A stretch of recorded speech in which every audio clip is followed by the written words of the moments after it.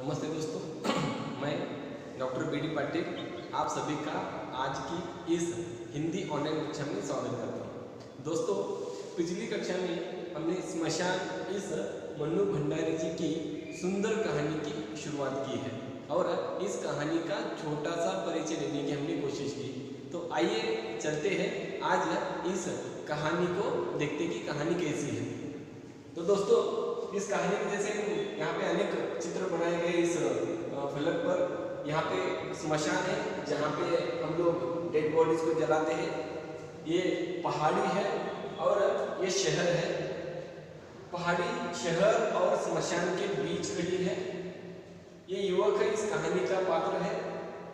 पहाड़ी और स्मशान ये इस कहानी के दो पात्र है। तो स्मशान में रात के 10 बजे है और इस स्मशान का जो डोम होता है, मतलब केयर टेकर, वह अभी सोने वाला था और सोने से पहले उसने कबीरदास का एक दोहा गाया और उस दोहे का अर्थ ऐसा था कि जिस वस्तु में प्रेम नहीं होता वह वस्तु स्मशान जैसी होती है। यह डोम की बात सुनकर स्मशान को बहुत बुरा लगता है और स्मशान आह भरकर बड़े दुख भरे स्वर में कहता है कि मैं मनुष्य को जितना प्रेम करता हूँ, मनुष्य उतनी ही मुझसे घृणा करता है। वो कहता है कि मनुष्य चाहता है कि जिंदगी में उसको कभी स्मशान का मुंह न देखना पड़े। स्मशान कहता है कि मैं मनुष्य से कितना प्रेम करता हूँ। मैं मनुष्य को जब इस संसार में मरने के बाद कोई जगह नहीं होती, कोई स्थान नहीं होता, तब मैं उसको अपनी गोद में स्थान देता हूँ। कहता है कि मैं मनुष्य में कभी भेदभाव नहीं करता, चाहे बच्चा हो, चाहे बूढ़ा हो, चाहे जवान हो, चाहे मरने वाला अमीर हो या गरीब हो, चाहे मरने वाला काला हो या गोरा हो, किसी भी जाति का हो, किसी भी धर्म का हो, मैं सबको अपनी गोद में लेता हूँ। मैं हमेशा समानता की नज़र से सबको देखता हूँ। लेकिन मनुष्य मुझसे नफरत करता है, घृणा करता है। क्यों? क्योंकि मेरे पास, मनुष्य के पास जो उसकी सबसे बड़ी नीति है ना, क्या? वह है उसका प्रेम भरा दिल, जो भगवान ने उसको दिया है, खुदा ने उसको दिया है। तो स्मशान खुदा से कंप्लेन करता है कि हे खुदा, तूने मुझे ऐसा क्यों बनाया, पत्थर दिल जिसमें प्रेम नहीं है, बस धू धू करती आग की लपटें हैं। इसलिए कोई मुझसे प्रेम नहीं करता, इसलिए सब मुझसे नफरत करते हैं। काश मेरे हृदय में भी क्या है, मनुष्य जैसा प्रेम भरा दिल होता। तो इस तरह स्मशान मनुष्य के पास जो उसकी सबसे बड़ी अनमोल चीज है वो है प्रेम भरा दिल, उसके बारे में बात करता है। स्मशान की ये बातें सुनकर पहाड़ी मुस्कुराती है। स्मशान कहता है कि हे खुदा, काश तूने मुझे इंसान जैसा दिल दिया होता, काश इंसान जैसा दिल मुझे मिला होता।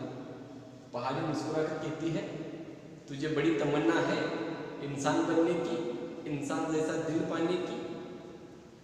स्मशान कहता है, तमन्ना? मेरी तो इतनी बड़ी इच्छा है, मैं क्या बोलूं। काश मेरे पास इंसान जैसा दिल होता तो मैं भी किसी से इतना ही प्रेम करता जितना इंसान दूसरे इंसान से करता है। मैं भी किसी के लिए अपने, किसी के इंतजार में अपने पलकों के पावड़े बिछाता, किसी के इंतजार में, किसी के वियोग में तड़पता, किसी के लिए अपना सब कुछ लुटा देता। काश मेरे पास भी इंसान जैसा प्यार भरा दिल होता, मैं भी किसी से इतना प्रेम करता। तो दोस्तों, स्मशान को इंसान के प्रेम भरे दिल का महत्व पता है। वो उसका गुणगान गाता है। क्यों?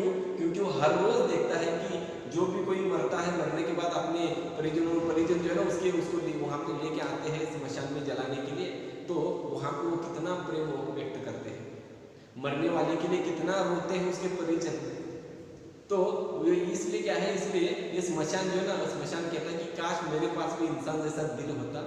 एक इंसान दूसरे इंसान से कितना प्रेम करता है, बेइंतहा प्रेम करता है।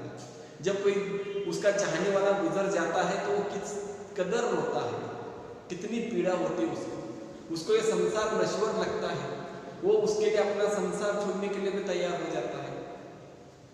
तो ये वार्तालाप स्मशान और पहाड़ दोनों में चल रहा था। स्मशान मनुष्य के अलौकिक प्रेम का गुणगान गा रहा था और पहाड़ी मुस्कुरा रही थी। तभी क्या होता है, तभी एक समूह आता है, एक लोगों का झुंड जो है ना वह किसी की लाश लेकर आता है। राम नाम सत्य है, राम नाम सत्य है ऐसे बोलते हुए क्या है, एक समूह उस स्मशान में आता है। तो स्मशान ने देखा कि किसी की लाश आ रही, किसी का शव आ रहा है। उसको लगा अरे आज फिर किसी के अपना उनको छोड़ के चला गया। लाश को उतारा गया स्मशान में और एक युवक उस भीड़ के साथ आ रहा था। उस युवक को ना दो लोग इधर से पकड़े, दो लोग इधर से पकड़े हैं, उसको संभाल कर लेके आ रहे हैं। वो जो युवक है ना बहुत रो रहा है, बहुत रो रहा है। क्यों? क्योंकि उसकी पत्नी जो है ना वो गुजर गई है और उसकी पत्नी का क्या है, ये शव है, ये लाश उसकी पत्नी की है। तो ये जो युवक है ना, ये युवक अपनी पत्नी के गुजरने के बाद इतना उसको दुख हुआ है, बहुत रो रहा है। लोग आते हैं उस स्मशान में, जो भी धार्मिक क्रियाक्रम करना होता है वो सब करते हैं और उस शव को जलाकर सारी धार्मिक विधियां करके चले जाते हैं। युवक तो बहुत रो रहा था और जैसे तैसे उस युवक को संभल कर ना लोग लेके जाते हैं। बहुत बुरा हाल देखा स्मशान में उस युवक का, और उस युवक का हाल देखकर, उसका रोना देखकर स्मशान को लगता है अरे रे बेचारा कितना प्रेम करता होगा अपनी पत्नी से, कितना रो रहा है, रो रो कर कितना बुरा हाल हुआ। फिर वह युवक को लेके चले जाते हैं। फिर दूसरे दिन शाम को युवक फिर स्मशान में आता है और स्मशान में आकर वह जहाँ पे उसकी पत्नी को जलाया गया था, जहाँ पे उसकी पत्नी की राख है ना, उस राख के पास आता है। उसका आने का भी तरीका मनु भंडारी कहती है कि ऐसे लड़खड़ाता हुआ आता है। उसके पैरों में जान नहीं है, उसके शरीर में जान नहीं है। स्मशान ने देखा उस युवक को, अरे रे सिर्फ एक रात में इस युवक ने अपनी पत्नी के वियोग में अपना क्या हाल बना रखा है। कल जो युवक जवान लग रहा था आज बूढ़े इंसान की तरह लग रहा है। रो रो कर उसका इतना बुरा हाल हो गया। अपने पत्नी के बिछड़ने का उसको इतना गम हुआ है, कितना दुख हुआ है। वह युवक लड़खड़ाता हुआ अपनी पत्नी के राख के पास आता है और वहां पे आकर वह बैठ जाता है। अपनी पत्नी की राख वो ऐसे बटोरने लगता है और पत्नी की राख बटोरते हुए वो रो रहा है, चिल्ला रहा है और उस समय उसकी भावनाओं का बांध टूट जाता है। कल तो ज्यादा कुछ बोल नहीं पाया, लेकिन आज उसके मन की सारी भड़ास वो निकालता है। वो जोर जोर से चिल्लाने लगा, रोने लगा और वो कहने लगा, सुकेशी मुझे छोड़कर क्यों चली गई। उसकी पत्नी का नाम सुकेशी था। कहता है, सुकेशी तेरे बगैर मैं जीकर क्या करूंगा, तुम ही तो मेरे प्राण थी, तुम ही तो मेरी जान थी। अब तेरे बगैर संसार में रहकर मैं क्या करूंगा, ये संसार नश्वर है अब मेरे लिए। कहता है कि हमने कितनी कसमें वादे खाए थे, तुमने तो मुझे वादा किया था कि जिंदगी भर तुम मेरा साथ निभाओगी, ऐसे मुझे बीच में छोड़ के चली गई। सुकेशी तेरे बगैर मैं रहकर क्या करूंगा। कहता है, सुकेशी अब मुझे अपने पास बुला लो, मैं इस धरती पर रहकर क्या करूं, मैं यहाँ पे नहीं रहना चाहता। मुझे अपने पास बुला लो वरना मैं ही तेरे पास आने के लिए कुछ करता हूँ। मैं तेरे बगैर नहीं रह सकता, नहीं रह सकता, तेरे बगैर जी नहीं सकता। इस तरह वो युवक बहुत रोने लगा, चिल्लाने लगा, क्रंदन करने लगा। उसका उस पत्नी के प्रति जो प्रेम था, उसका वो आक्रोश था, वह देखकर स्मशान, उसका हृदय फिर से पिघल जाता है। स्मशान को लगता है, अरे रे कितना प्रेम करता है युवक अपनी पत्नी से। काश खुदा ने मुझे भी ऐसा प्रेम भरा दिल दिया होता तो मैं भी किसी को इतना प्रेम करता। ये जो स्मशान के मन में जो काश है ना, वो बार बार व्यक्त होता है। उसको लगता है कि काश खुदा ने मुझे भी ऐसा प्रेम भरा दिल दिया होता। कितना प्रेम करता है युवक अपनी पत्नी से। उस युवक की बातें सुनकर तो इसका मन पिघल गया। फिर वह युवक जैसे तैसे अपने घर चला जाता है। स्मशान ने बाजू में खड़ी पहाड़ी से कहा, देखा ये युवक अपनी पत्नी से कितना प्रेम करता है। कह रहा था तेरे बगैर जीवित नहीं रहूंगा, अपने पास मुझे बुला लो, वरना मैं ही तेरे पास आने के लिए कुछ करता हूँ। जो युवक एक रात में जवान से बूढ़ा हो गया, पत्नी के वियोग में, पत्नी के दुख में, वो कैसे जीवित रहेगा? स्मशान पहाड़ी से कहता है, देखना ये युवक जरूर आत्महत्या कर लेगा, जरूर अपनी पत्नी के लिए जान देगा, ये संसार में नहीं रह सकता, पत्नी के बगैर नहीं रह सकता। पहाड़ी को हंसी आती है और सिर्फ वो हंसती है, बाकी कुछ नहीं बोलती, व्यंग्यात्मक हंसती है। और फिर अगला दिन निकलता है, युवक स्मशान जो है ना, युवक के शव की अब इंतजार करने लगा कि शायद युवक अपनी जान देगा तो उसका शव आएगा, उसकी लाश आएगी और मैं उसको अपनी पत्नी से मिलाऊंगा, उसकी भी लाश आएगी, युवक की भी, तो मैं दोनों को मिलाऊंगा, दोनों का मिलाप मैं करूंगा, दोनों को अपनी गोद में ले लूंगा।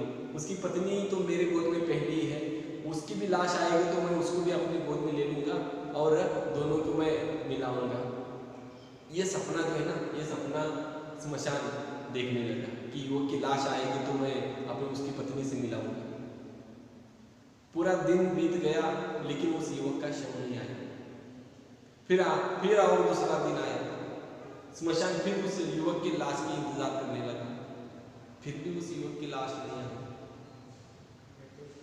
ऐसे ही दिन बीतने लगे, ऐसे ही दिन बीतने लगे, लेकिन उस युवक का कोई आता पता नहीं, उसकी लाश नहीं आई। स्मशान जो है ना, स्मशान में हर दिन न जाने कितने लोग मरते हैं और उनको जलाने के लिए उनके परिजन उनको लेके आते हैं, जलाकर रो धो के चले जाते हैं, लेकिन स्मशान उस युवक का रोना अभी तक नहीं हुआ।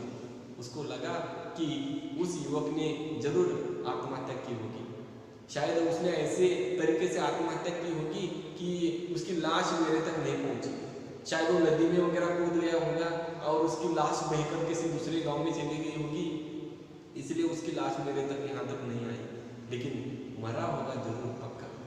उसने पहाड़ी से कहा, पहाड़ी तुम्हें तो शहर का कोना कोना दिखाई देता है ना, तुम ऊंची हो तो बता सकती हो कि उस युवक का क्या हाल है? पहाड़ी मुस्कुराती है, कुछ नहीं कहती, क्योंकि पहाड़ी को पता है कि इंसान कैसा होता है, इंसान का मन कैसा होता है। स्मशान बस इतना ही मनुष्य को देखता है कि जब इंसान उसके पास आता है तो कितना रोता है ये, लेकिन पहाड़ी सब जानती है। फिर ऐसे ही दिन गुजरने लगे, रोज वही ढर्रा चलने लगा, न जाने कितने लोग मरते, उनके परिजन उनके शव को लेकर आते, जलाते, रोज होकर चले जाते। 3 साल बीत गए ऐसे, सुकेशी की इस घटना को, युवक की इस घटना को 3 साल बीत गए। और फिर एक दिन स्मशान को वही परिचित आवाज सुनाई दी और उसने देखा तो उसके आश्चर्य का धक्का उसको लगा कि वही युवक एक छोटी सी भीड़ के साथ एक शव लेकर आ रहा। उस युवक को देखकर स्मशान को लगा, अरे रे ये युवक जिंदा है अभी, और जिंदा तो है लेकिन फिर उसके परिवार से कोई गुजर गया लगता है। हे भगवान, अब उसके परिवार से किसको तूने उठा लिया? पहले ही उसकी पत्नी को उठा लिया तूने, अब उसके परिवार से किसको उठा लिया? फिर उसको और दुख का क्या है, तुमने धक्का दिया है। और वो मरने वाला कौन है ये पता लगने में देर नहीं लगी। वहाँ पे जो आजू बाजू में लोग बातें कर रहे थे ना, भीड़ वाले, तो उसे ये मालूम हुआ स्मशान को कि ये भी जो डेड बॉडी है, जो शव है ना, ये भी उसकी पत्नी का ही है। मतलब उस युवक ने दूसरी शादी भी कर ली 3 साल में और उसकी वो दूसरी पत्नी भी गुजर गई। ये सुनकर तो स्मशान को बहुत बुरा लगा। वहाँ के लोग आजू बाजू में बैठे कह रहे थे, अरे रे बेचारे की जिंदगी में पत्नी का सुख ही नहीं है। 3 साल में जो है ना उसकी और एक पत्नी गुजर गई, मतलब 5 साल में उसकी 2 पत्नियां गुजर गई। ये सुनकर स्मशान को बहुत बुरा लगा। तो दोस्तों, हम इस कहानी में यहीं पे रुकते हैं और इस कहानी का अगला हिस्सा हम अगली क्लास में देखेंगे। धन्यवाद।